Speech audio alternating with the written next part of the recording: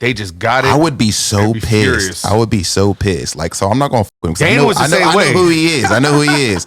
But I would be so mad if someone hit me with wavy hair like that, dog. Could you fucking imagine? Like, yo, what's poppin'? Could you imagine, bro? Could you imagine getting punched by a man who has that fucking 1970s doo-wop hair? I was like, is he Mexican, Puerto Rican? Get my baby powder, dog. I'm like, wait, pop. Hey, that's what I'm saying, bro. Listen.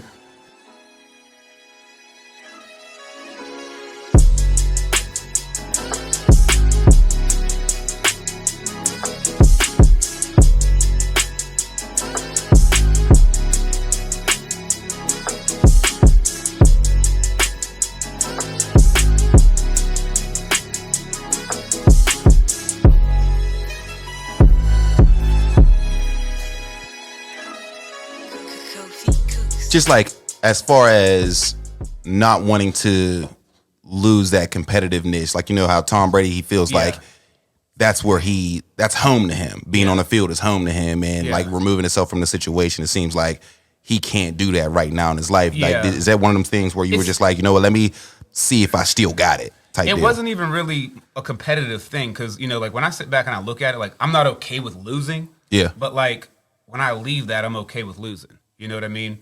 And what I mean by that is, like, I give everything that I have when I'm out there. And I know, like, for my fight, like, I trained, like, as hard as I could. I put everything that I could into the fight. And I never did that with sports before, like football. Like, I didn't really do that. So, like, now that I'm older and more mature and, like, you know, I can look back and see those types of things, like what you need to do to be prepped for that. Right. You know, it makes it a little bit easier. So, I never, like, I am competitive. I do want to win. Yeah, for sure. But, you know, at the end of the day, like, I never stopped being competitive. Like, it more so came for me, like, from, like, a mindset perspective. Like, getting, like, there's a lot of guys that are at jiu-jitsu that, you know, if you walked into the room, you might be like, oh, he's the tallest. He's, you know, he played Division I football. He'll tear everybody in here up.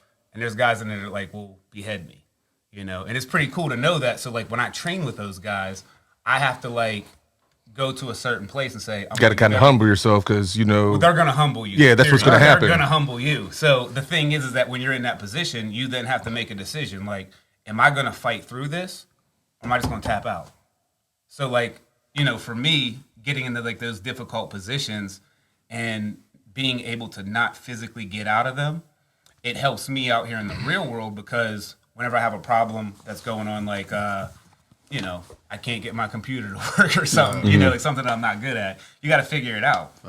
And, or, you know, maybe that's a bad example, but like when something goes wrong with work, you know, for an example, or like something doesn't go the way that I expected it to go, you know, you can relate back, well, that wasn't as bad as having that guy's like shoulder in my neck and I couldn't breathe, you know? Yeah, I hear you. So, yeah, I think it's dope that you're not afraid to go into something that you're probably going to suck at first until you get good at it. You know what I'm saying? Because anything new that you try, just like you, he just got this MacBook. He's terrible at it right now. Terrible. But eventually he's going to be a beast. I still want to know why I got it, but that's but you're doing something. I feel like because you sit closer to him. You know what I mean? That people can see. So like you have an opportunity to fail in front of people, and to be able to do that, it takes a lot of bravery. You know what I mean? Did we ever even introduce who we're talking to? We never do. We just start going. We start going. We always do. We just flow. But hey, yo, you can introduce right now if you want. Yeah, before we get deep. Yeah, I mean, we touched on a bunch of things. Edit that down, you know what I'm saying? Do whatever. Right now, we're talking to one of my good friends, somebody I went to school with in college, hanging and banging, mellow yellow, you know what I'm saying? That boy Moye, you know what I'm saying? My man Jermaine Moye, you know what I'm saying? Clap it up for him. Moye.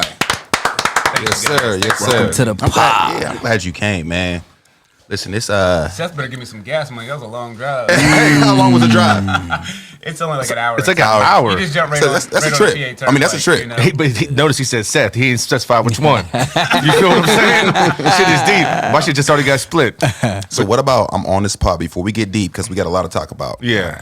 Some current events. There's a lot going on right now. A lot going on. So this week, what about yesterday? I broke 2 ribs In your elbow. in my elbow, dog.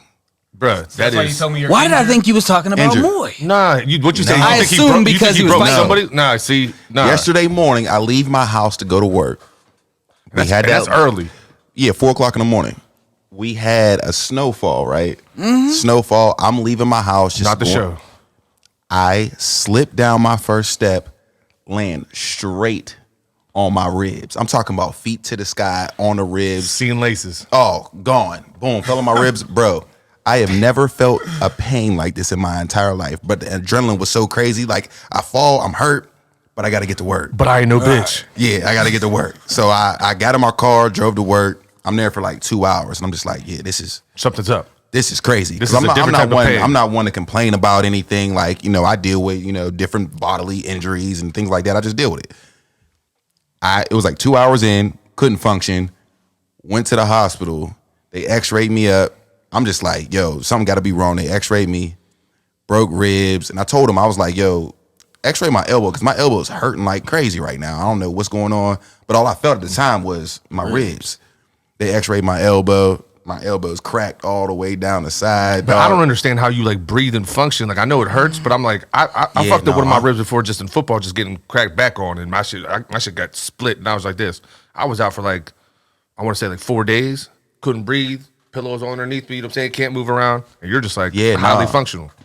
I think I'm probably more of an athlete than you was.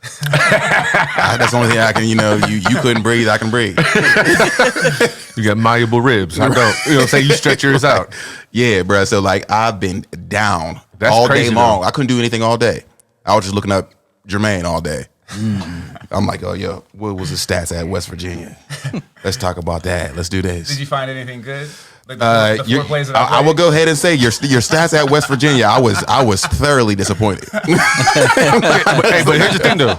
So I know you know this about Jermaine. Like he was a star athlete in football. Yeah, of course. But didn't you also get drafted in baseball? No, I didn't get drafted. Okay, but you played baseball and then you played. I did have some opportunities to play baseball. And then didn't you go to West Virginia? And then because I remember this because he was hitting me up when I was at YSU. He was like this. He was like, this shit ain't working out. These boys got me like number 37, and they try to put me an outside linebacker. He was like, not me, chief. So when I got recruited to WVU, shout out to Rich Rod. Yeah, so let me just, I'll kind of give you guys a breakdown of like how I got to West Virginia. So, I always wanted to go Division I. Everybody always talks about I'm going D1, I'm going D1. That's like pretty much all that we ever talk about like as kids in high school. It's like I'm playing D1. So like I didn't have any plan or any work ethic for school to go D1. I was just like, I'm going D1. I'm nice. I'm just going D1. They're going to come find me. Yeah. And I'm playing single A football too. So, and then like the reality check was when I got into the Big 33 game and I'm like, dude, like these guys are humongous. Like they're huge, like they're fast. And I'm like, I got a lot of work to do. But, so WVU was the only school that offered me because I was academically ineligible. Because I took the SAT one time and I was like, I'm never taking that again. And my scores are between me and Jesus. So No, it's not. No, it's not. You told somebody because I heard it. But you know how over time I think you get 600 for writing your name on the paper. So. I think that's like 400. So something like that. Yeah. But and then you get down. Well, your team went back to back state champs, right? Yeah. And then and you had some other guys on there that were getting some looks and whatever else. Like so, you guys like had like. Yeah. Tape. Like you guys was out there. Like that's he was nice. And he was like the best player on the team, really. Well, I mean, no, I didn't went to a couple games where I was like, if he wasn't in this game, they definitely would have got scored on. It might have been a wrap. Yeah, I don't know. I mean, to be honest with you, like, I mean, I did have a pretty good career, you know, from a high school perspective. But that's the thing is like it really was a team atmosphere. Like, I think that's the one thing about me that a lot of people probably wouldn't know is like I'm a team player. Like I want to win. Right. I don't know my stats. Like, I mean, I know I ran for 1,000 yards, but I wasn't like I ran for 1,000 and this many touchdowns. Like, but I know we won. I know we were 34-6. In 3 years with 2 state championships, and so like those are the things that are important to me. Hey, don't bring. I don't want no. Hell no. Nobody does. But keep that shit in there. Yeah. So the thing was that our game was obviously running the ball.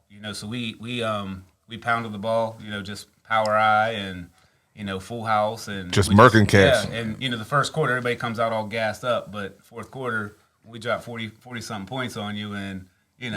So what was the difference, the transition from high school to college? Like, because you definitely just you said you saw it in the Big 33 game, and then you went to college, like, and that's when they had Pac-Man, you had nothing Chris but Henry. You had nothing but success in high school. What was the difference, like, was it humbling on any type of level? Well, I don't think that it's humbling. I just think that like when you get to the Big 33 game, like, well, first of all, I was kind of like a fish out of water. Okay. Because we played zone at my high school, and now we're playing man, and I'm a safety. So like when they say, "Hey, Jermaine, go down there and play man," and there's a dude that runs a 4-4 or 4-3, and I'm like, "Oh man, like this, how do you even cover somebody?" And I wasn't a basketball guy either, so like I wasn't like shuffling my feet, knowing how to cover somebody. I'm looking to like knock somebody's lights out. That's what I want to do. Yeah. So it was humbling to me because I was like, "Oh man, like I'm gonna have to learn how to play man to man." And so the very first thing that happened when I got to West Virginia, Tony Gibson, he's the one that recruited me. They saw my back pedal, and they're like, "You're going to strong safety." So they moved me to strong safety. And, there's two positions. So there's spur and then there's bandit. So we ran a 3-3-5. And, you got 14 people. I remember you guys were like the first ones to start doing that because I remember Blackout got that like right after West Virginia was balling. Yeah. And that's weird, 3-3-5. It's different. It feels like it's wide open. It's like, how can't you get a first down if you run 3 straight right here? Yeah. Yeah, it's definitely different. But I didn't have a whole lot of experience with it, as you know. So, but they moved me down to strong safety, and then the following year there were some different injuries over at wide receiver, and they decided to move me over to wide receiver. So I fractured my collarbone on my 21st birthday, and I tried to play with it, and I was behind Chris Henry, so rightfully like that's I NFL. Yeah, I mean he could have been a first round draft pick Easy. easily. I mean he's 6'5", runs a 4.4. Who was the quarterback at that time? Rasheed Marshall. Okay, because they had some dogs. They had because I remember before I broke my leg, I was like, yo, man, I think I might be going down to West Virginia. Shut up, Job. You know what I mean? You went down there, there was 100 people in there. You ain't getting no personal recruits, all right? West Virginia Wesleyan probably. But no, for real, I do got to tell you guys this. But Seth actually is one of the hardest hits that I've ever taken. By accident. By accident. I hate this. Yeah. And trust me, he's not somebody I'd give kudos to. I hate this. No, it was literally by accident. We were in practice. He did like a slant. Yep. I went to go. This was at Cal? Yeah, I went to go like for the ball, and he just like basically like I'm going to the ball, so he's like going through, and it just was like the collision was crazy, but my body was already down like this, and he was like, "Damn, dog, what the fuck?" And I was like, that's how I get down. That's how I'm giving it up. What did you expect? AA ball. Stop playing. No offers. You know what I'm saying? But Slippery rock, son. He hit me pretty hard, and I just remember getting up, and I'm like, man, like I've never ever let Seth know he hurt me, so like I'm not laying on no damn field. Right. Right. Got to get up. Still be talking. Yeah, I walked back, and it was just like I had the wind knocked out of me, and it was a hard shot. So you left. So you left out of West Hold on, you was Virginia. telling the story about you fractured your collarbone. So I fractured my collarbone playing behind Chris Henry. My day, a Division I day is already pretty Mapped out. mapped out. You wake up, you are checking in, you are hitting meetings, So- you are lifting, you're doing practice, and then you're right back down to study tables and all the way to sleep. Athlete, student. I mean, I can tell you what the schedule. So I just at did it. 5:30, I would get to the training room. I'd have to get the training, the treatment for my collarbone. I had 2 broken fingers too, so I still can't make a full fist with that. Damn. And then Yeah. so from 8 until 10, 8 until 10, you got workout, or 6 till 8, you work out. From 8 till 2, you have classes.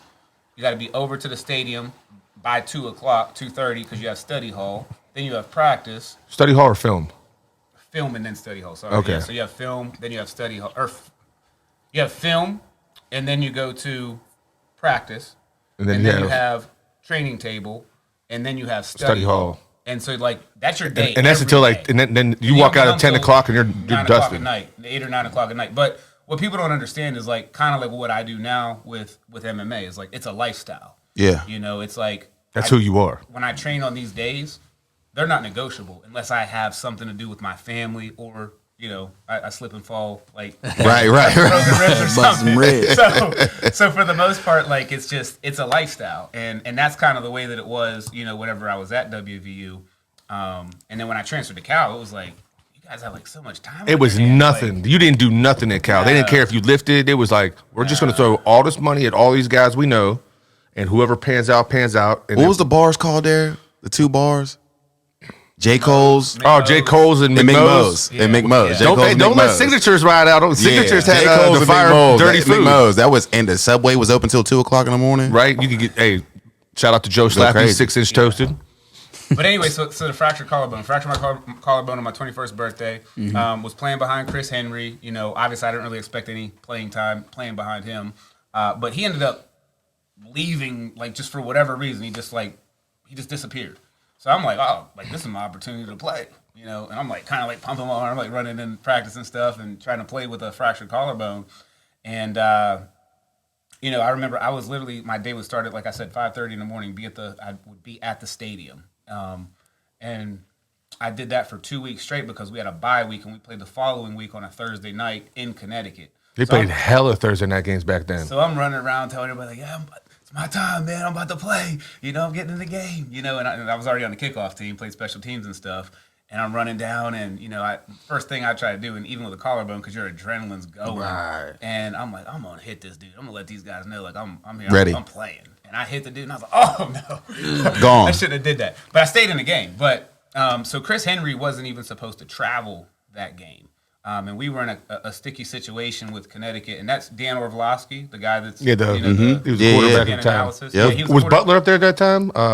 D. Bud? Dan Orlovsky, he went to West V? No, Connecticut. Connecticut. Yeah, okay. they were low key all right that year. Yeah, and you know, the game was pretty close in the first half, and you know, they're like, Jermaine, be ready, and I'm like, I'm all dying, right, B. man, I'm on the bike, and I'm like, I'm ready. You know, I'm telling my family we're on ESPN. I'm ready to go. All right, I'm this ready. my time. Fuck this collarbone.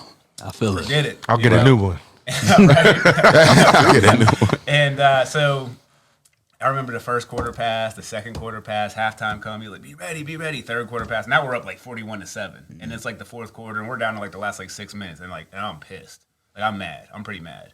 And I remember, so the wide receivers coach was up in the box, and he calls down, and he's like, tell Jermaine to go ahead and go in. You said no. And I told him, you could tell him to kiss my ass. Oh, that's the worst thing you could have did. Why would see Nah, you at a school that's balling right now? It was they the was GA. crazy. It was That pride got in the way. Nah, well, the GA told me, you know, he comes over, he's like, hey, coach wants you to go in. And I'm like, the way that I felt disrespected because it was like I put all that time, all that effort, I put all that energy in, and they ended up putting Chris Henry in the game because it was a close game. So Okay. we needed to get the win. So, and I wasn't mad because they did that. I was, because we won, you know, but I was more so disappointed because, like, I felt kind of like humiliated. Like, they were telling me that I was going to do all this stuff. I was going to be playing. I was going to be here. I was going to be there. Just gas. And it didn't Just making happen. sure. And that was, I made my mind up that day that was my last game with West Virginia. But I mean, like, I wasn't going to quit because, like, I already had the mindset of, like, I'm not a quitter. I never quit. Oh, so you weren't. And So you're you just not done playing football. No. What he said. Hey. So you finished out the season with them, but Yeah. but you knew immediately. As soon as this is over, As soon I'm as walking that in this happened, office. Yeah, Because because we were at the airport and the coach goes, when we get back to West Virginia, we need to talk. And I was like, yeah, I think we do. And So everybody had the same feeling, pretty much. oh no, listen, it was. what do you mean? It was a do wrap you- for you. Do you feel like after you made that decision, and when he said we got to talk, that he felt the same way that you felt? Like, No. Like it was over, A you mean? player, Yeah. does, but you understand, Jermaine's not like okay. Chris Henry is talking to a coach like that. I mean, you better call up in that box and tell that motherfucker put me in the game. Yeah. Well, this is a second round talent. You know what I mean? Now Jermaine's getting ready. He's doing this and that. 'Cause I remember Bibby did the same thing out of YSU. Coaches know who they can fuck and who they can't because that's still their job. You know what I mean? Yeah. So you can see like the dynamic, whatever. So when he says he's not getting in the game, oh, they're like, oh, we better make an example. Like we're probably gonna do something crazy to him. Like we're gonna make him bend the knee, basically. You know Nah, what I mean? they were. But I couldn't imagine Rich Rod was gonna be like, Nah, oh, we're Coach- cool with this. Nah, it was actually like they showed me a lot of love after that. Did they? They felt like yeah, they fucked 'cause- you. I mean, nobody ever really said that, you Right. know. But I mean, but after that point, Was there a little empathy behind it though? it was over for me. Like I stopped going to class. They're like, "Oh, well, were you at class?" I'm like, "Yeah." They're like, "Well, they said you weren't at class." I'm like, "Well, I don't know why." They're like, "Well, are you lying?" I'm like, "Y'all lie to me every damn day. You lie to me about going to Connecticut, playing in Connecticut. So you know what? I don't. wanna It was hear over. that." So yeah, it was like really, really over. Like I was Yeah. done. And you know, I had a bad attitude, but I was young. I was immature. I didn't have any like male guidance. You know, and the only person you could talk to is your mom, and my mom's like, "Honey, it's gonna be okay. You know, you're good." But Ma, you don't I understand. love you regardless, baby. I love you Yeah, regardless. You know, it's like, you know, she just doesn't understand like what I'm going through, and I'm trying not to like stress her out because you know, obviously, like you know, I'm supposed to be there. I'm trying to get to the league to take care of my mom, you know, and be where I'm supposed to be. So it just didn't work out. I was So you waited on. I let them know that I was going to be transferring. If And you that's went back, would whenever- you make a different decision at that moment? Do you feel like you look at it differently now, or you still Yeah. would have done the same thing? I mean, for that particular situation, I mean, I don't. Maybe I didn't grow up any, but I probably would do it the same way. Okay. To be honest with you, but You if I don't. had So to- you wouldn't have been like, you know what, fuck it, let me get this time. You know what I mean, inside like on the game just for film. You know what I mean, No. on any. So you was just like, fuck it anyway. So at that time, you were a junior. nah. That's You were sophomore. sophomore. Okay. So for me, like the decision that I made, like I was completely comfortable with that, and it was over for me. Like whenever I cut ties and I'm done, like I'm done. Yeah. I was about to say because he ain't gonna lean forward. is I'm he? not changing my mind, and I made a promise to myself that Your boy went out. You went out. Yeah. But no, go ahead. I just made a promise to myself that like once, I'm gonna go get into the right situation. yeah, I'm done. It's over. Well, let- and the thing is like We back. So a lot of the coaches were like, hey, they were bringing me to their offices and stuff and saying like, hey, you got a lot of talent. You're the future of the program. But it was over. Like it was done. It's like You severed this relationship by gassing like me. it was. But do you think just that was a lot of pride because you was telling people you was about to get on, so No, there was it- eyes on you, and you didn't want to be that type of guy to be like, now everybody's gonna be like, put the hate on you, like man, he didn't even get in the game. It wasn't a pride thing. It was a feeling thing. I remember how I felt in that moment, and I was like unwanted? man, it wasn't even unwanted. It just felt like it was disloyal. Like you told me something and then you didn't follow through with what you said. Yeah, man, I feel like coaches just think And- that you should have expected that. And so like from that point on, it was like anything that they said to me was just like It's all You're bullshit. just talking. Now I'm not buying in. Yeah, like I. So then it was straight to Cal after No, that. no. Okay, this is what I want to ask. So I finished the season. I did finish the season because I don't believe in quitting anything. Yeah. So I finished the season unhappily, kind of like this. whole time. But I didn't quit, and they did threaten me. They're like, if you keep with this attitude, you're not going to go to the Gator Bowl. And I was like, so I got my stuff right for 2 weeks, and then went to the Gator Bowl, got my gifts, and once I got my gifts, I was like, yeah, all right, send me home. See ya. And then they was like, I was gone, and then I just was because you have a big gap. I mean, not a big gap, but for us in college, it's a larger gap because you have like 2 or 3 weeks off of like. You're Just off. practice. Yeah. It's like this is weird. This is kind of weird that there's so much time. Like Right. It doesn't even make sense. It seems like a year. And it's only like 2 weeks. So I just randomly made the decision one day. I was like, you know what? I'm driving distance. I'm going to drive down there. and We're I'm talking gonna about Cal. No, to WVU. So I called Coach Rodriguez and I was like, Oh, so all you right. was off. You was up here. We were on You're- like winter break. Like Winter after- break, yeah. like after the holiday and all that stuff. So I made a call down there to make sure Coach Rodriguez was in town. I called a meeting and I walked up in there and told him, hey man, I come here to get my release papers. And he was like, Moy, what you mean? You wanna leave? And I'm like, yeah, like I'm out of here. And he tried, like literally, he sat there with me for an hour trying to convince me to stay. And I Because just- that's on-site recruitment. Like I don't have to do anything. He's already plugged and like we already know what we got. Yeah, and I just told him, I just said, look, I mean, I'll sit here and listen to you as long as you want, but I'm leaving. I'm gone. You know what I'm saying? Yeah. You got nothing for me right now. Yeah, and I know that they were a little unhappy about me leaving, but I was unhappy with the situation, and I just felt like the hardest part of the season, which I'm sure you kind of know a little bit from Cal, the hardest part of the whole season isn't the regular season. It's once the season's over and you got to go into like the tour of duty is what we called it. It's like getting prepared for spring practice and all that stuff. Yeah, I mean, not from Cal, from it's- fucking YSU. Because Yeah, Cal was like- straight bullshit. Yeah, like I mean it's not you have Grueling. you have to be mentally prepared for that. Are you talking about like the 6 a.m. workouts and like? Yeah. Oh man, listen. If I'm not going to be on this team, especially West Virginia's workouts, I mean they're notorious. Yeah, you. I'm like So I thought I'm not this going- whole time that practice didn't start until, training didn't start until spring practices. training's. I don't know when training. I didn't know. starts. I didn't You- know You get like a it 3-week was period. The day like that right you- after like the bowl games. Yeah, so for us, there's the bowl game, which is normally like the first the first of the new year, January 1, and then we have off until like January like 14th or something like that. Which is crazy. so like I said, I mean it's like almost like a full 2 weeks. Yeah. And when you go back, like you start your new classes or whatever, but like in that process, you're working out. Like you got more. There's 3 different workout times. At least for us, that's how it was. There was like a morning, a later morning, and then an early afternoon, and you have to pick a time. That fits your class schedule. That fits your schedule. And mine was always 6 in the morning because I want to get it over with. Yeah. And it's not It's not. It's For the not- weak-hearted.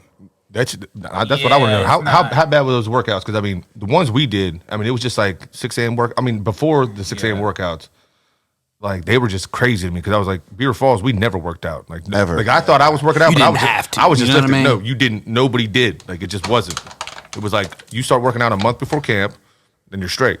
These motherfuckers never stopped working out. And I was like, this shit is crazy. You know what I mean? It was selfishly us, this podcast this season, we trying to bring on as many people as we can that kind of help us progress forward. So whether it's financial or whatever, and when he brought up life insurance, I thought that would be great. So I'd love to talk about Yeah. how you got into it, and we can go into what life insurance is. Yeah, but at the same time, I think we know what life insurance is Right. or how it's Yeah, supposed to yeah, work. yeah, for sure. But we all know somebody where, you know, you pass away now, nobody has any bread. You know what I'm Not saying? somebody, most Most people, that's what I'm that saying. where we come from, that's what it usually And looks then, like. yeah, so we want to get into like the details of like the pitfalls of it and then like the benefits of, you know, what we can do to try to, you know what I Yeah. mean?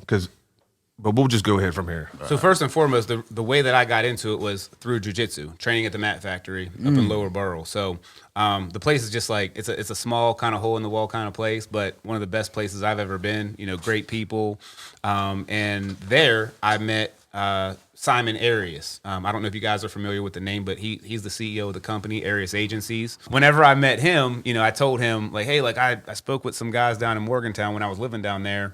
And they were trying to get me to come in and do it. But, you know, they just said, like, do you want to sell life insurance? And I'm just like everybody does. Like, no, I don't need life insurance. Like, get away from me, dude. And, you know, like when I talked to him, he really explained it to me kind of like, you know, what it represented, how, you know, you're helping people. And, you know, he used some different stories and so forth that, you know, helped me get a more clear understanding of like, oh, wow, like this is actually something that people really do need. And especially people where I come from, you know, that are, you know, uneducated to life insurance. Right. So, you know, one of the questions that, you know, always sticks out to me is like, so people that have families is like, if you were to die today, and let's say you have 3 kids, how will those kids be taken care of if you're not here? Because you got to think. So they lose you, they lose your income. Mm-hmm. If you owe any money on the home, if you owe any money on the car, if you have any debt, anything like that, Just paying for the funeral. and just paying for the funeral in itself. I mean, that could really, really, really set a family back, you know, from a financial perspective. Because that's like $5,000 just for the cheap, just to get burned. At least 10. Yeah, about No, I'm 10. talking about just like getting like, okay, burn me up. Okay. And Yeah, they're like cremation. Yeah. it's like So- $5,000. Yeah, and it just depends on like where you're at, where you go, you know, and so forth. But you know, a lot of people still want to do burials, but cremations are becoming more popular just because people are just like, you know, it's too expensive. I don't want to pay for that whenever, you know, I'm not here. So the way that I got into it was through jiu-jitsu, and, you know, he brought me out, explained everything to me, and I thought it made sense. And, you know, I just jumped into it and started learning as much as I could about it. And I'm still learning a lot today. You know, I've been doing it for just under a year. I literally started the day after, well, the weekend. I fought on Saturday, and I started the following Monday. And I've been committed to it ever since. So, you know, I'm all in. You know, it's something that, you know, I'm going to be doing for the rest of my life. So there's a company that you represent. Yeah, yep. So it's a company I represent. The company is called Arias Agencies, but it branches off. So American Income is the parent company to it. So Oh, it's 'cause kinda that's a- that's a- off. And when whatever. we had that conversation, you said that it is the leading life insurance situation for Dallas Cowboys. Yeah, so let me break it down to you. So Globe Life is like at the top. Okay. Okay. And then that's broken down to American Income. And then there's Arias Agencies. Okay. And the branch that I work for is Arias Agencies out of Monroeville. There's multiple offices in the Pittsburgh area. There's one in the South Hills area, Wexford, and Monroeville. And then there's other offices all around the country. So, you know, we're always looking to, you know, bring in people that are, you know, hungry, motivated, and want to help other people. And, you know, it's a pretty awesome opportunity. But okay, so let's just start off with like the basics. Like, I know I have a child now. I need life insurance, something real basic, whatever I need.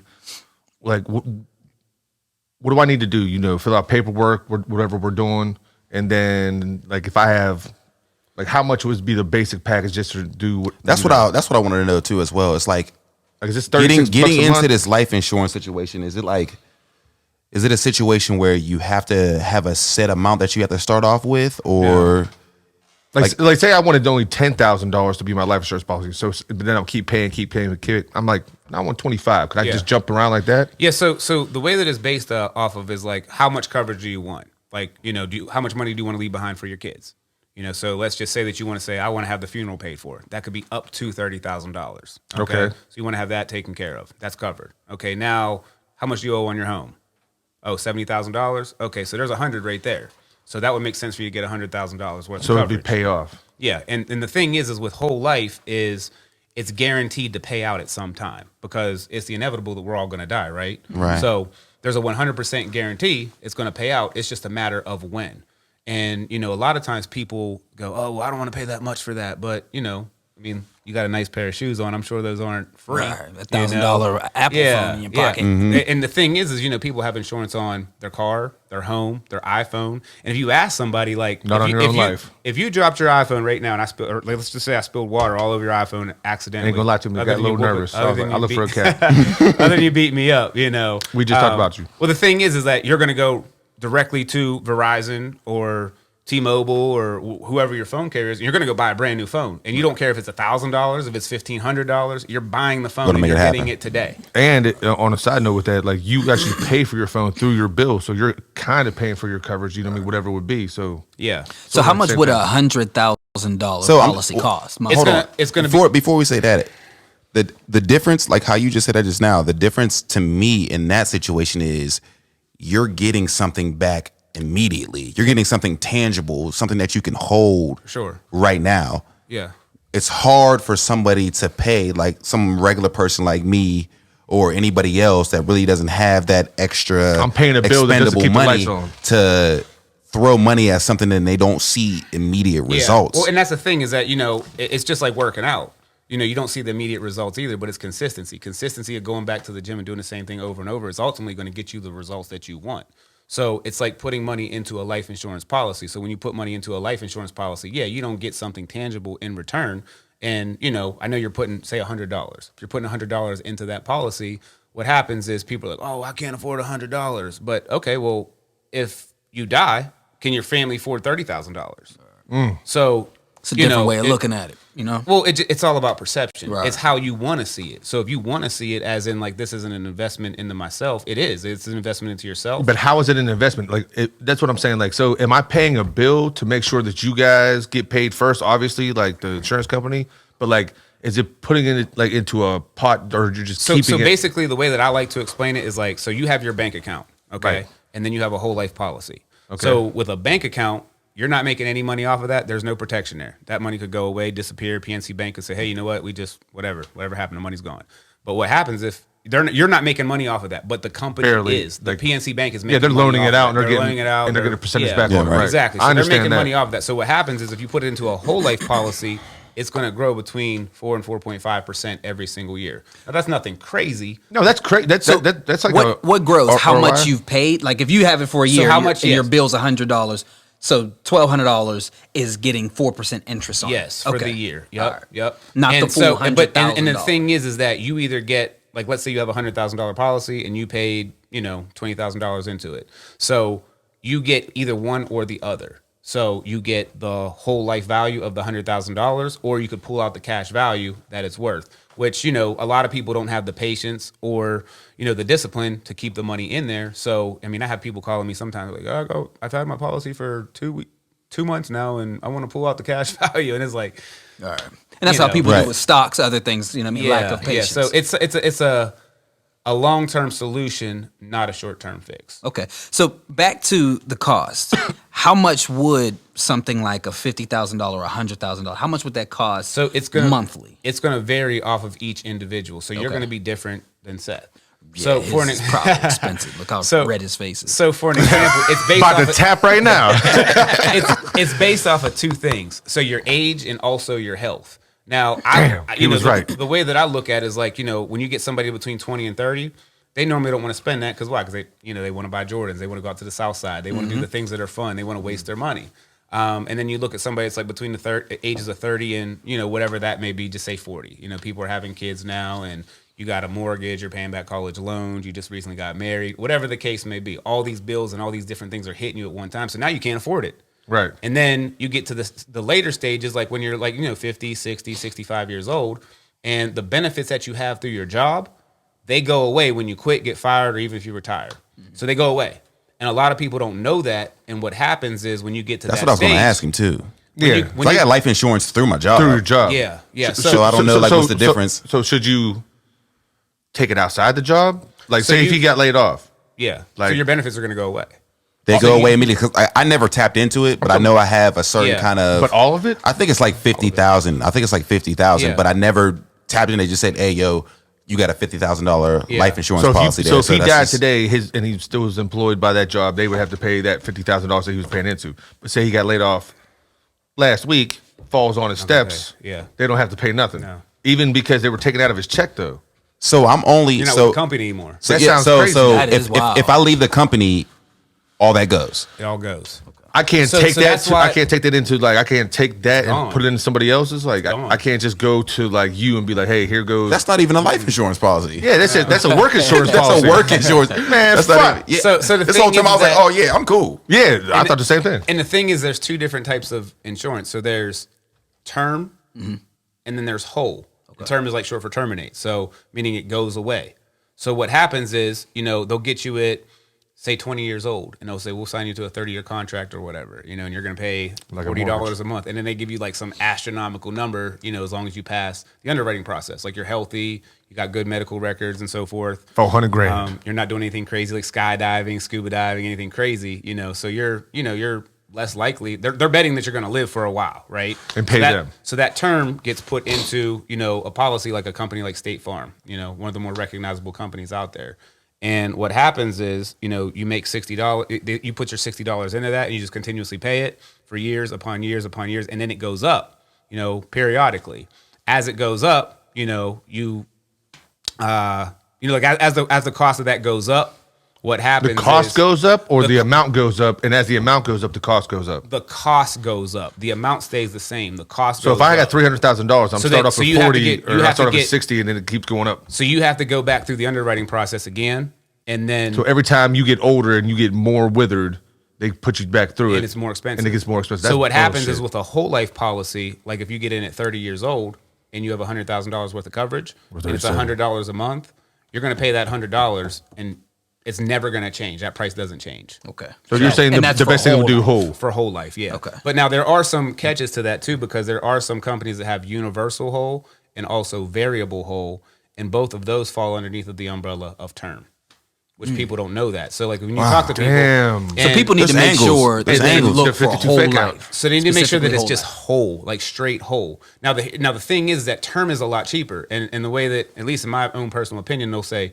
oh, you can get pay $30 or $40, and you'll get $500,000 worth of coverage. Because I talk to these people and they think that they got it all figured out. Like, oh, I'm good. I got $500,000 worth of coverage, but they don't realize that cost is going to keep going up. And what happens is when you get to that age between 60, 65, whenever you start to have some different conditions, like health conditions, like It goes whether it's up, high and- blood pressure, and then you can't work. diabetes, Can or you if ever you- that's switch one of it those over things to now. whole? Can you ever What's that? switch it over to whole? So you can switch it to whole, but remember, it's based off of two things: your age, Your age and your health. So if you don't lock it in when you're 20, there's 20-year-old rates, then there's smoker rates. So if you're 20 years old and you don't smoke, and then you get to 60, when you retire, you're like, oh, I'm retired, I'm good, I have everything all figured out. Well, your benefits go away, and then you try to get into a policy because the term goes away.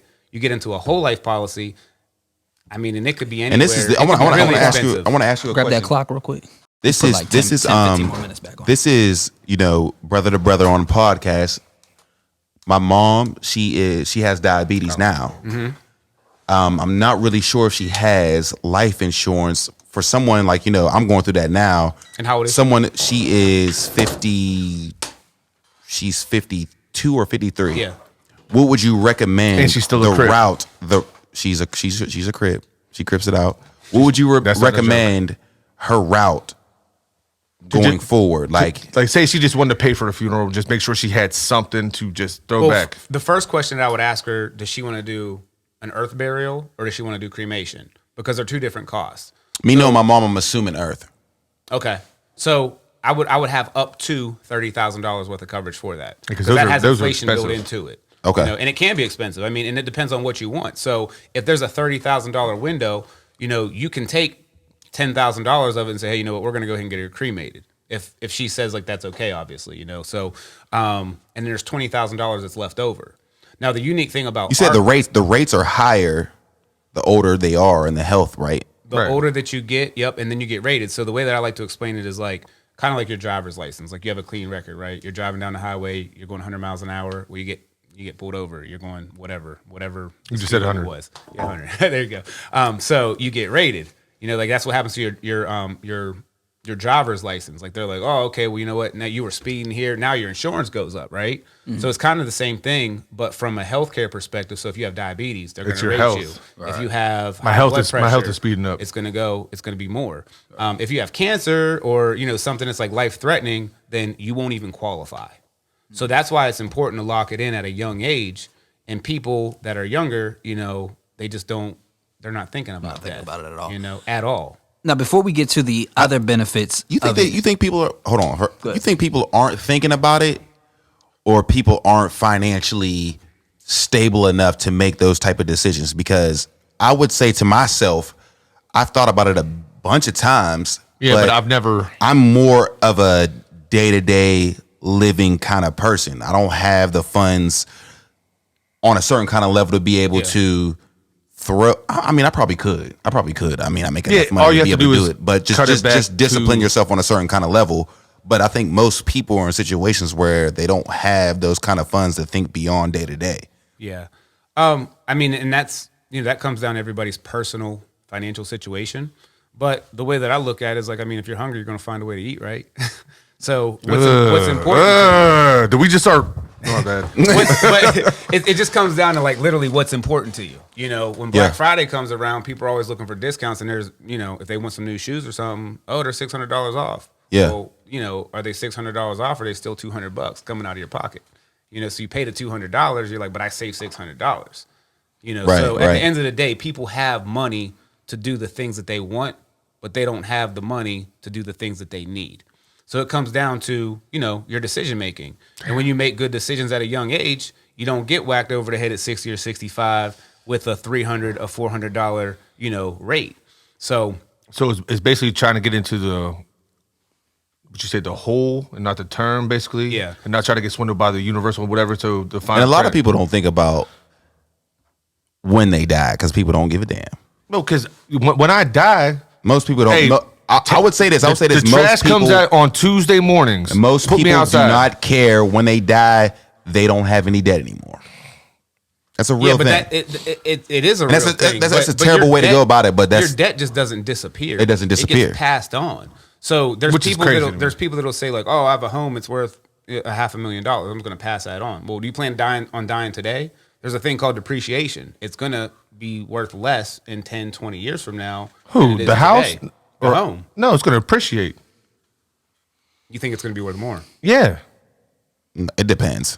I say my house. It literally is worth depends. way more. If somebody's 30 years old and the home's around for 20, 30 years, you know, like I said, for 30, 40 years old. Like, oh, yeah, because my shit's up.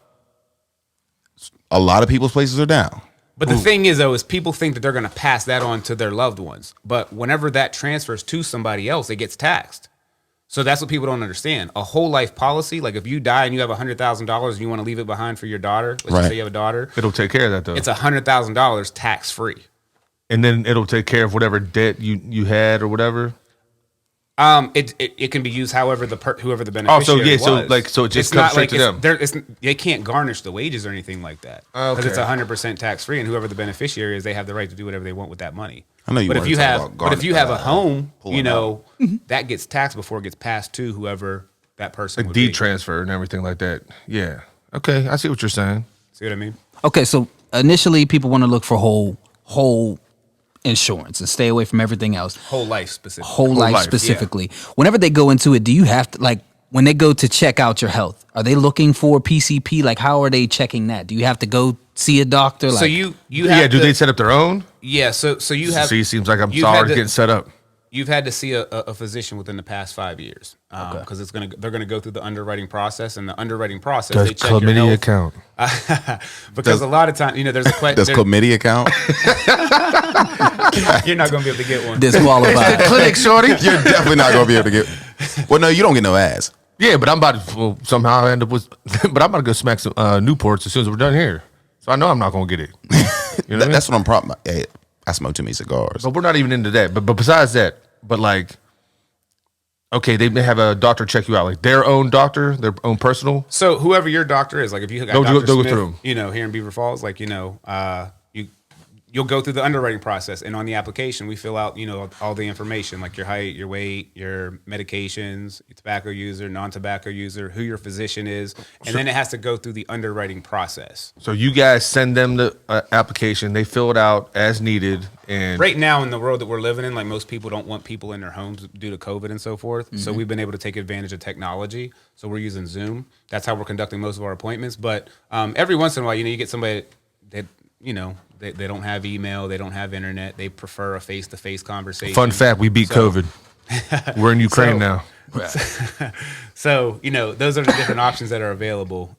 Being able to sit down with an agent and get locked in on Yeah, that. but you guys are going to take their financial records and everything like this and see like what they can afford. Like this is like, it's not like just an easy process to be like, oh, I can afford this. I'm like, well, what can you really afford? Right. You know what I mean? So Well, and that's a conversation that has to be had. Yeah. You don't want to get somebody. You don't want to put somebody in life insurance debt. It's not like hey, go get $250,000 a whole life. It's going to be pretty expensive. But there's some people that are okay with that. I speak to people that make millions of dollars, and I speak to people that live check to check. But at the end of the day, a lot of the people that are wealthy, they do understand and they know put your money into a whole life policy, because if you want to leave that money behind, it's 100% tax free, Right, because- and it's going to go to whoever you want that money to and go that to. and your life insurance policy, whatever the amount it is, like you said, whenever it transfers like their property or their assets over, and that tax comes out, that life insurance will pay for that. Basically, what was supposed to. This is from what my research. It could. So if I leave you $100,000 behind, you can take that $100,000 and use it for whatever you want to use it for, because you're the beneficiary. Yeah, just on a personal note, like my mother for years, like it was always like financially, we were always helping her. And it was like, man, what's going on? Always trying to get her to invest and think in different ways so that, she could be financially stable. And then she passed away, and, we got this letter out of nowhere. She had it taken out a life insurance policy for us. And it was honestly a game changer for all three of us. Yeah. I would put the number out there, but I don't want to put my brother and sister's business out You there. think these mics is cheap? But it was a huge game changer. So all this time we thought we're taking care of our mother, but when she passed, She's really she take dropped care the of lump sum to us, and it was tax free. Yep. It was this. We paid for the burial stuff, and boom. And It's all Yeah, but we was up. at the same time, we always know somebody who had a life insurance policy, and then they get into some health issues. Now they're not making the payments. Then all of a sudden they're like this. They're like, we out of here. So Actually, the that's one policy thing will we said. lapse. Like, yeah, like a policy lapse. Can you back out of a payment while being on a policy? What do you mean back out? When I say this, I'm saying like, say I'm having a down month. I mean, I need some help this month. Can I get back to y'all next month? Yeah, Yeah, can I so- get so back the to you? Like, policy- are you it's gonna have to able? double Are you down able next to month. be like, just be like, hey, yo, I can't pay this month.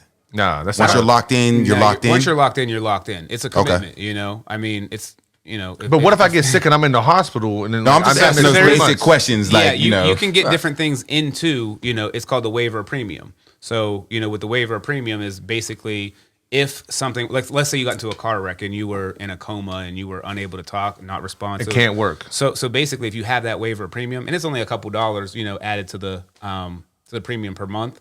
So what happens is if something happens to you and you have that on there, then you don't have to make the payments on the policy. And you still keep it 100%.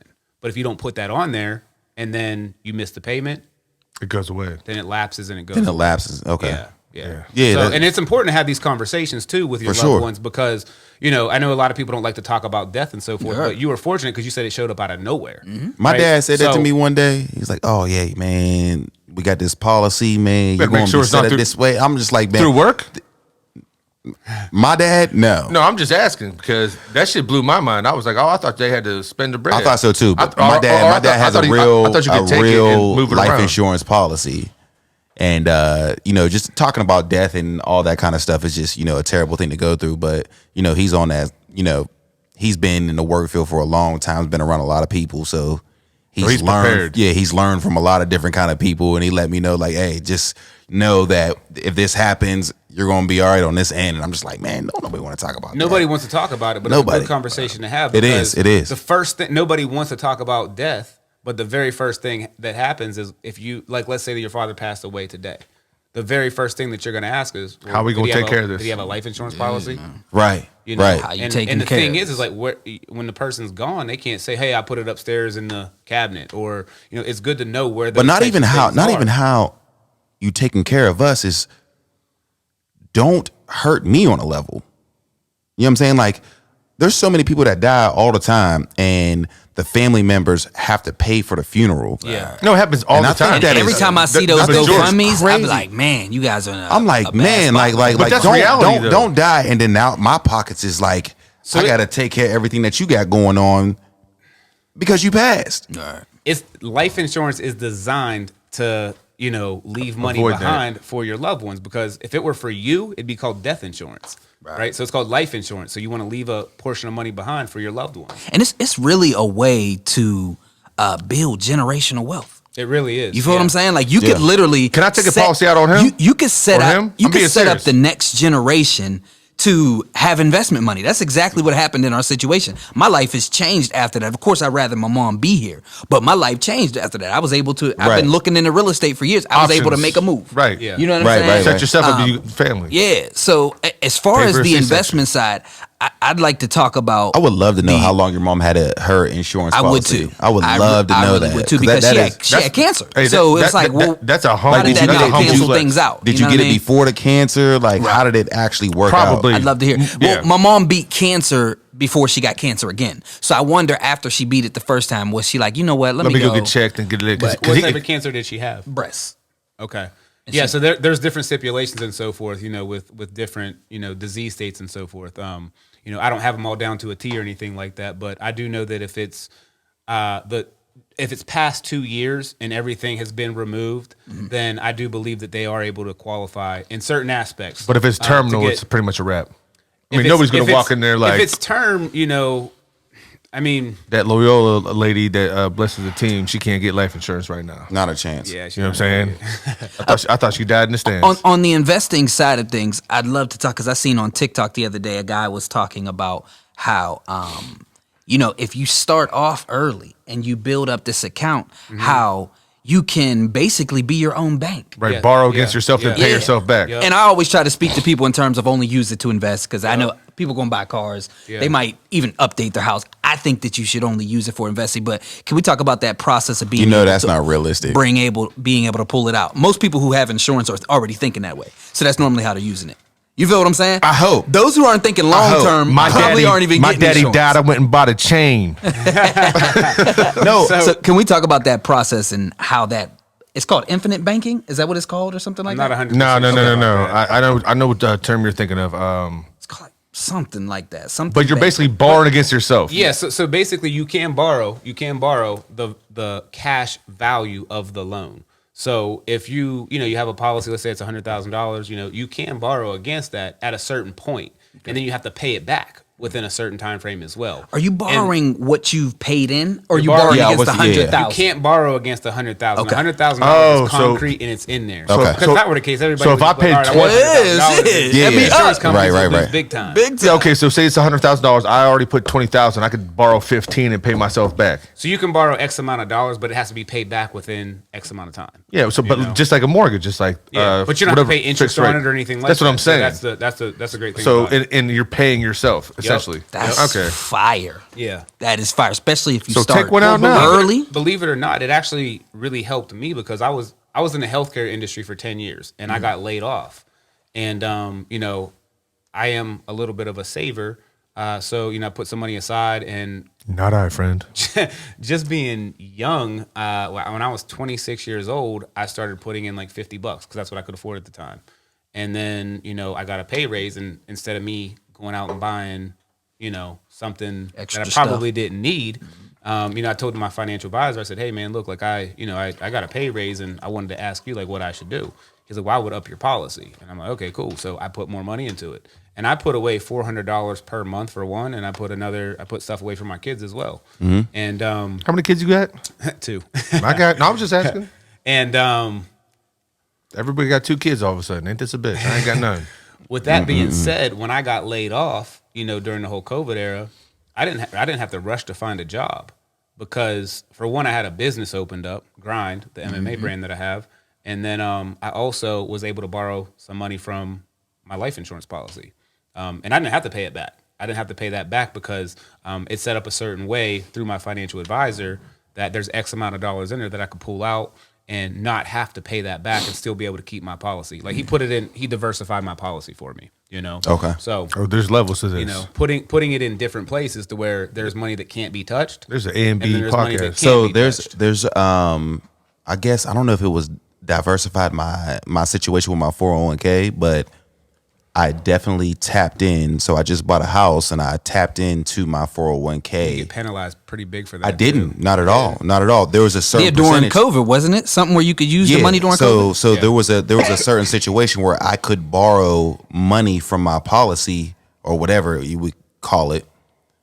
Took money from that and I never got penalized on it. Yeah. So that's That's a high tax if you take it out early. It's like 7%. Yeah, 'cause you can't- you can't- It's a lot. I made or maybe even more. I don't made the know. mistake with my first pharmaceutical company. Drug dealer. They gave me I had a 401k and I was trying to put as much as I could into it. And, I was young and didn't know what I was doing. And, I didn't have anybody at the time mentoring me or telling me what to do. And they called me and they go, hey, do you want a check or you want to just roll this over? And I was like, send me the check. And they sent me the check, but it gets taxed. Yeah, crazy. So I ended up losing like half of the 401k. Right. Is it, that I isn't it had. like federal, state, and how they tax you too? I'm not exactly Like sure, but I swear it's like a fifth. it was like 50%. Yeah, it's a Like, lot. I mean, I think I had like maybe like $10,000 in there or something like that. And literally it was like $5. That's wild, man. That's really Crazy. wild. And I'm It's really calling- what you put in because they probably matched you. Yeah. So Yep. everything you put in Yep. is what you got. So how many Take it zips out. did you buy? So we got 5 minutes left. Anything else is on the lines of insurance that or anything that you want to talk about or want to say? Are you still you said Grind? Are you still messing with Grind? Is that you're still no. promoting or what we doing? Because You we know cut what? this out. I just want to put out there real quick. Yeah, Can, so- can this get you bread if you know what I mean? And can we get you into an ad campaign where you can put it on this podcast? You know what I'm saying? Like whether it be your business or whoever you're with, Aries or you know what I mean. But I'm just saying like whatever you could do, we're gonna try to spin you too. All right. Yeah. No, I really somebody don't. somebody off this is gonna fuck with you. Somebody's going, oh yeah, Yeah. probably. I don't in a mess good with- way, you mean? Yeah, that's what I'm saying. Like I somebody's know, gonna be like, I'm no. serious about I'm this. gonna walk out and get beat up. That's what I thought. But no, I really don't do Grind anymore. Okay. I've kind of figured out that I need to give my full time and attention to the life insurance thing. There's so much information to learn, and I'm fully dedicated to that. So. I do get some fighters and so forth that reach out from time to time, and they still want like shorts or maybe like some rash guards, like the little compression shirts you wear and so forth.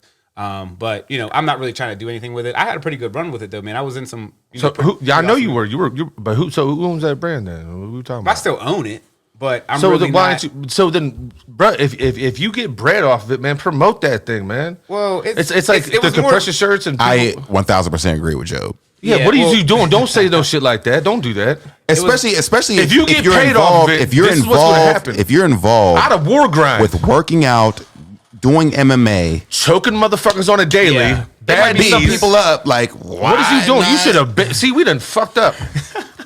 And I No, looked at, no, and you I looked done at your fucked up. Instagram, bruh. We can work maybe down the because road, that. Listen, I saw on Instagram. I was No, like, bruh, no, anything you to get could you be paid. popping. probably. You got abs and you're like You 40. you can't chase two rabbits, man. No, but you so can gotta- though. You gotta Because fill up. Why? you Why can- not? Seasons. But you can get us to taste it for, bro. What I'm trying to tell you, there's a bunch of motherfuckers that's going to be at the bar that think they're about to work out at the top of every year. They're going to be like, grind, I grind. With my To be gut honest out. with you, like I started Grind. I really didn't start it to be a brand or anything like that. I more so just got it for myself. Okay. And I started Grind Corny. because I wanted to get something that like represented me, like something that I wanted to go after, and I mean, I was never like lazy or anything like that. I was always like pretty like dedicated and like motivated to like be better.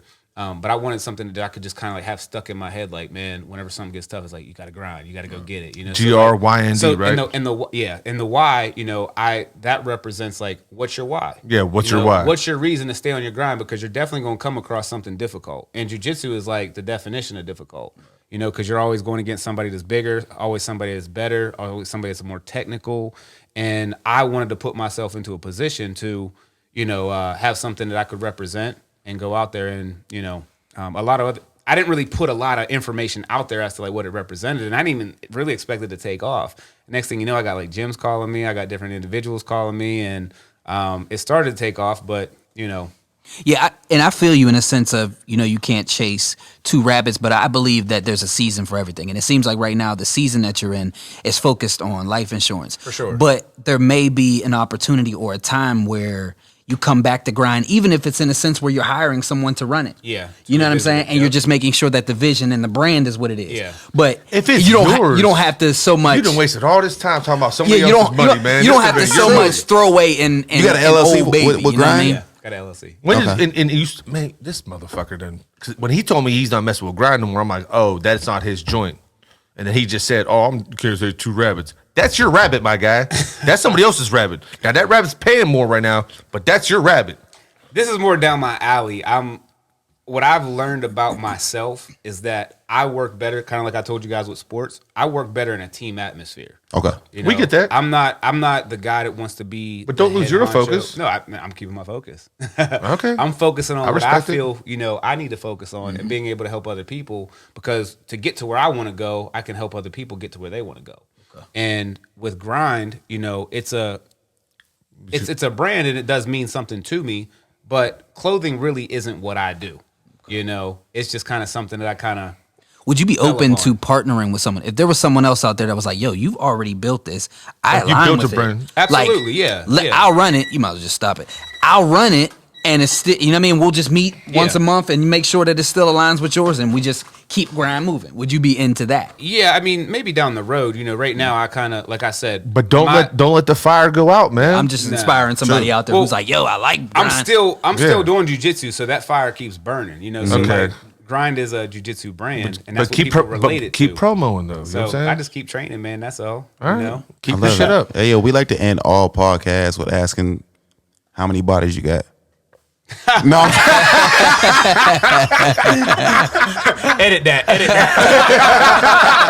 I was like this. I was like, how do we? I was like, I know we ain't about to make a freestyle. 110, And then you see me freeze. I was like, So what is it? No, you're good. I think speaking about mindset is probably one of the most important things. I know you said if there's anything I wanted to talk about, I think mindset. And, personally, in my own opinion, I believe that, like, it's not that I don't believe in school or anything like that. I think school's good, but I think it's only good for certain people, because, when you sit back and you really analyze school, it's like you go, what time you got to be there? 7 or 8 o'clock in the morning. What time Yeah. you get done? 2 or 3. What time's work start? 7, 8 o'clock in the morning. What time's work get done? 3 or 5. And it's like, And what are they really teaching you? Yeah, and we get programmed from a young age to do so many things that other people are telling us to do. And the thing is, the people that are teaching are being told what to do by somebody else is being told what to do. Right, the state and whatnot. Yeah, and then like whenever you get out here in the real world and you got to figure things out, it's like, man, like this is kind of crazy. So like for me personally, I was just telling my mom about the Biggie Smalls movie Notorious. You know? I'm sure you guys all watch that. Yeah. It's kind Terrible. of funny because I can't remember exactly what the quote or what Hey, he said. Ma, I got to get out here and get it. or No, something but like that. he said something like, so he's talking to his math teacher. His math teacher's like, you ain't gonna be nothing when you grow up. Oh, when he go up to the board? and he goes up to the chalkboard. And Said he's you're like, gonna you be told a- me I was gonna be a trash man, right? He's like, oh, I did some math. He was like, I did the math, and a trash man makes $50,000 a year, and I found out a teacher only makes $40,000 a year. I'm gonna make $10,000 more a year than your dumb ass. That's what he said. I hit him with And- the chalk. Hey, fun fact, that happened to me at YSU practice. He was like, you know what, Seth Job? Sometimes I see you, sometimes I do. You know what you're going to do? Be sweeping streets in Beaver Falls. And I was like, oh, shit, the coach knows who I am. You kind of do look like a street sweeper, though. For real. Guess what? I went home at the time, and I said, He can't laugh. I was outside. I asked the street supervisor, how much you make an hour? He said at the time, he said, I make $18 an hour. I said, just doing this, just driving around? And at the time, that's like early 2000s. I was like, $18 an hour? I was like, boy, my mom's making like $11,000 a year. I'm balling on that hoe. You know what I mean? Right. It's all perspective. But I think growing up though, like a lot of teachers, you at least for me personally, because like I would look at teachers like, oh, they got all the answers, and they would say, like, oh, well, you don't know that math problem, or you don't know that social studies. And I realized, like, I think one of the most important things to life is learning how you learn. And I For realized, sure. Big time. For sure. I realized that, I don't learn from like you telling it and then me remembering it. I have to do something repetitively. Right, me too. The Yeah, only you have thing to. that- I have to do this. I didn't really start learning until YouTube and Google came around. Yeah. Because I was able Yeah. to study myself, apply, Yeah. learn, fail. Yep. You know And what I and that's the process to anything. You gotta go through the growing pains of it. And I could just never bring myself to school and be like, yo, I'm excited about this. Yeah. And if I'm not interested in something, like my Except for the attention span- shorties. That was the best thing about school.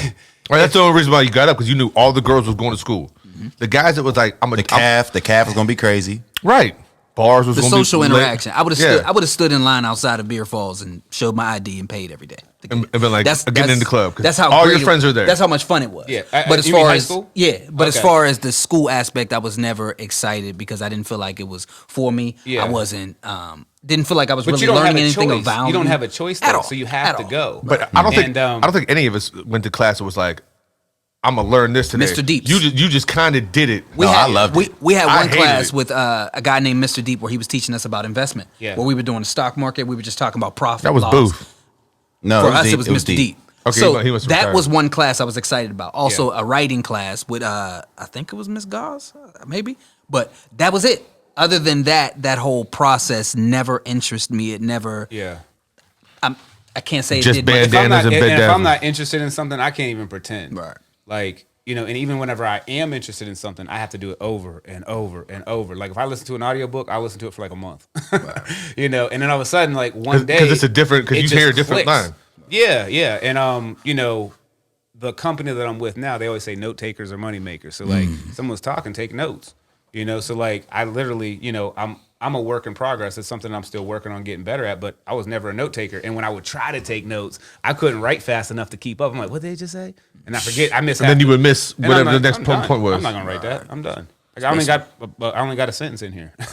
So when I went back to school to finish my degree up IUP, that's when it was like, okay, well, YouTube's, Google's all at this Yeah. height. I was actually a good student. Yeah. Because I was able to go practice. I was able to go look this up because I went to go finish my economics degree. Nothing that I care about. Yeah. So I had to re-tap back in, but I was able to get A's at that point, whereas I'd never been an A student. Yeah. You know what I'm saying? I was actually able to do that. You know what I'm saying? Everybody is an A student. It's just what is it that you want to be an A student in? And how do you even That's know? good. That's a good perspective. But because you got to figure that out. But like That's the nobody hardest knows part. though. Like I said, like okay, you went to college. You went to well, You went to college? I went But to that's why college. you got to I do. went That's to why you got to college. do. yeah, Different he went. things. He went to. But like, what I'm saying He is, tried to no, he tried to downplay my college because I played baseball. no, That no, was no. crazy. That was a swing and a miss. Where'd Is what you I'm play saying baseball though. at?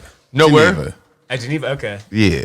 Anyways, but what I'm saying is nobody here went to college, and nobody like one of our parents was like, they always said go to college, but nobody said for what. Right. Nobody said be an engineer, be a lawyer. We were lab rats. That's we were what I'm lab saying. rats because nobody. I got a business degree, and I still have no idea what we're talking about. Our parents' generation felt, yo, if you go to college, you become successful. That was there. If I could go back, I'd go to college. Now But it we still know. doesn't make. Now we know that's fuck But shit. if you look at it, like, you got a business teacher teaching business, and if you ask the teacher, like, well, what your business do you business? run? Right. Like, oh, I don't run business. I just teach it. This is how my can you business. teach something that you don't know? I agree. And you I agree. can, but there's some people who are so book that they really can't. Because you don't have to be a great football player to be able to coach or teach. Okay. As long as you have the insight. There's some teachers that are so wrapped up in the books that they can't do insight. Same thing with doctors. Unless, like my sister's a great therapist because she's been a therapist her whole life. Yeah. She has the insight. But there's someone who's going through therapy school just, okay, the teacher said this, the book said this, they're never going to Yeah. get through to any of their clients.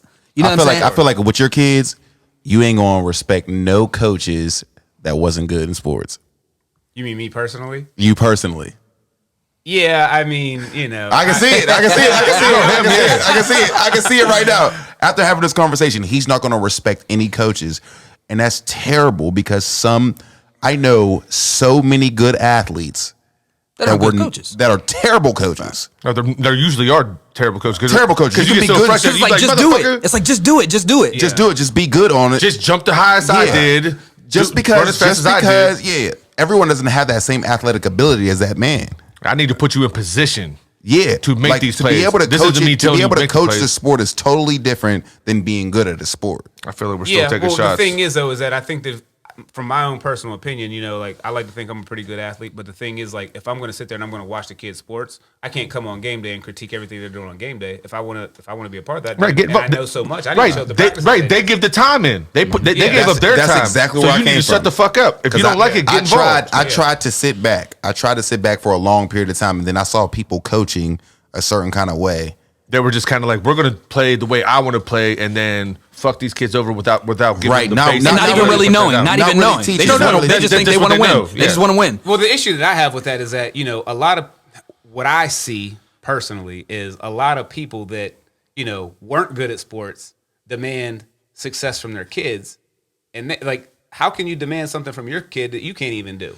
You can. I get that though. No. You can demand a certain kind of thing once you learn. I want commitment. Because everyone learns. I think it's a process that you go through in life. Your grandparents had a certain kind of knowledge. Once they got that certain kind of knowledge, they used that knowledge that they got, and they built off of that, gave it to their kids, and then Try to give it to them earlier than when they got it. So on and so forth. But here's So what I learned. therefore, like my parents didn't graduate from college, so their whole goal was to get their kid to college. Yeah. They got their kid to college, but I didn't graduate. I now have that formula in my head to now get him to graduate. But don't You know what I mean? Justice. Like, because You could be a now. cop Now I know. tomorrow. I feel like you can Or a nurse. demand more because you know your mistakes and everything that you messed up along the way But to get you. I'll give you an example of what I mean though. Okay, so like there's a YouTube video and you can probably find it. There's a guy that he's critiquing his son they're in the batting cage, and the dad yelling like, hit the ball, put your left foot forward, pivot, do this. Like he's giving all these instructions, and finally the coach said, you know what? Hey dad, I want you to go in there and I want you to do it. I want you to show him how it's done. And he couldn't hit the ball. Now, see, I get that situation because I see parents do that all the time where they'll have their kids at the court and you can tell they don't even know no drills. Yeah. They're just like, shoot it, make it. You know what I mean? So I get that. Like, Yeah. But I'm there on the field with my kid. right. And Like we're there. Like, hey yo, we gonna run together. We gonna hit balls together. Yeah. We're gonna do all that together. yeah, I think if you're going to demand it, you need to become a part of the insight where you can actually teach them. But I You know don't what I'm feel saying? like if you haven't been through that adversity, I don't feel you have the credentials to talk about that. Maybe not certain things. There's That's certain how I areas feel. you can't go to. We talked about it with 'Cause sports listen- last time. If we're in a playoff series, you be like, guys, this is what you got to do in the playoffs. You can't talk about it if you've never been in the love playoffs. this talk. I love But this. Yeah, but I they're- do but they're believe that studying you it. But Like, okay, say they play. But you say- can learn it say if you played in study- high you school can teach it if and you study it. You're 160 What pounds. are real credentials though? Like, If you can't do it, you can't teach me how to do it. Okay, Belichick, get him out of here. So that's what Get I out. learned. no. you might Okay, have some so- insight so to what- teach though. We'll talk about what's his name, Freddie Roach. His name Freddie Roach, the trainer. I swear to God, if you start twitching and shit. Pacquiao, you know what I'm saying? Like Yeah. the white dude. He got the white dude. cerebral palsy or There's whatever. no way in Yeah. the world that man can box. But he's considered one of the best boxing trainers there is. Right, because he got the knowledge. That's what I'm He saying. has the knowledge. the He Bill don't Belichick have- of boxing. He don't have the ability to do it. Some people are good teachers, and if you're a good teacher and you actually have the insight, Yeah. you're good. Because I'm not a millionaire successful yet, but I could guide somebody on how to build their business and help it scale Yeah. because I understand how to scale.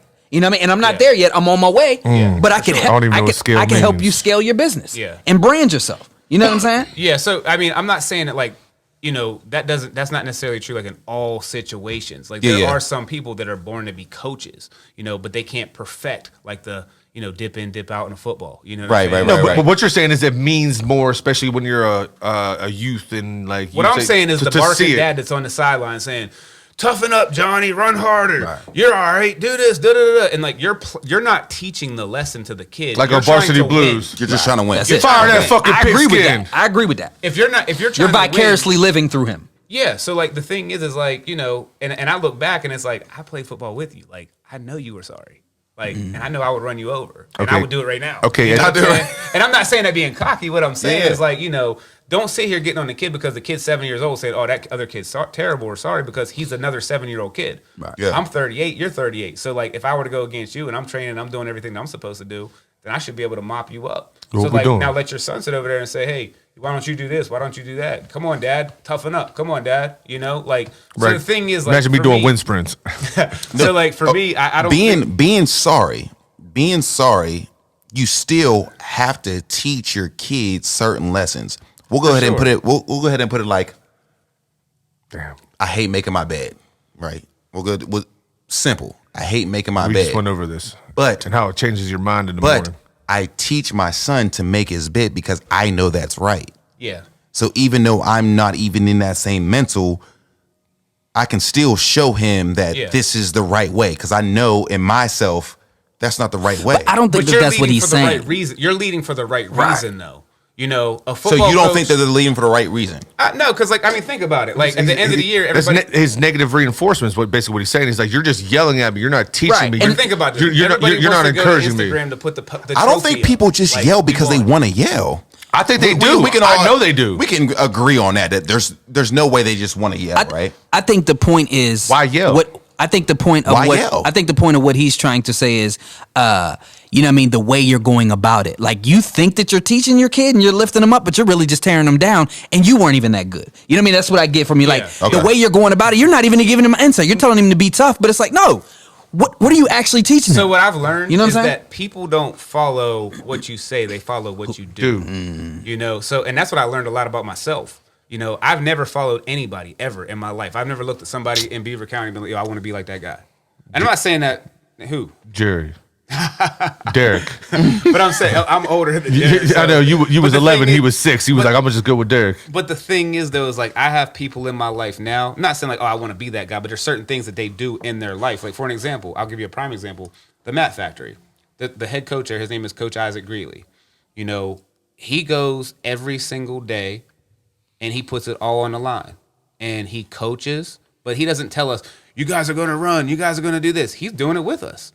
And then whenever we have competition, he whoops everybody's ass, and he's 45 years old. So, like, I respect that a lot more than somebody that's like, yo, I'm the wrestling coach. I'm going to go stand in the corner. I'm going to tell you guys are this, you guys are that, da-da-da-da. And I'm You hear gonna that, Job? and as he's- 1000%. But he's walking out. And That's he's, what I like, do smoking when a I go cigarette, out with the eating young boy Subway. and I run with him. And I think in the that- gym. You ain't running nowhere for a minute, And I think my you, guy. when you know, hear I'm that broke. certain You and parent, Blair is you jammed could up. tell which one's actually involved and who's been there. Yeah. Because the things that you're saying are like, that don't even make sense, bro. Yeah. So I get what you're saying. Yeah. And I think that's different than someone who might have sucked, but they do have the insight Yeah. and they do know how to get through to this Yep. kid. You know what I mean? Because I feel like I was one of those coaches. I'm an average player, but great at getting through to the kids. Yeah. And I'm willing to go do the research, Yeah. get the insight.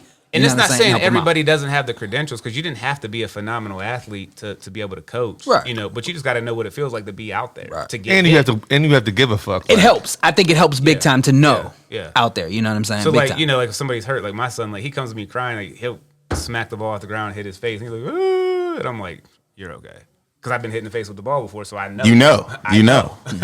You know, so How old your son? he just turned 6. Oh, it's about that time. Damn. He's How old's really- your daughter? What you gonna She do? just turned 8. What you Yo, gonna do? we Are you gonna wait or are you gonna thrust him in? For what?